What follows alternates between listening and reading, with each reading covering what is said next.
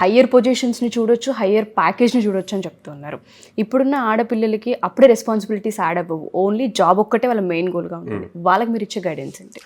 ఫ్రెషర్స్కి related చూసుకుంటే కనుక నేనేం సజెస్ట్ చేస్తాను అంటే ప్రతి ఎంఎన్సి కంపెనీలో ఉమెన్ రిలేటెడ్ ఇంటర్న్షిప్స్ ఉన్నాయండి.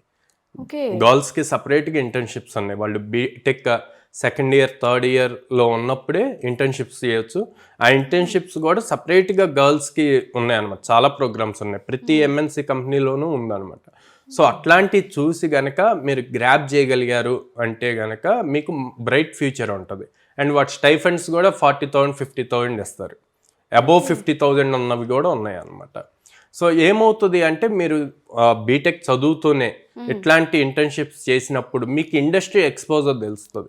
అప్పుడు ఆ ఇండస్ట్రీ ఎలా వర్క్ అవుతుంది అని తెలిసినప్పుడు మీరు ఇక్కడ బీటెక్లో మీ మార్క్స్ కోసం చదువుతారు థియరీ.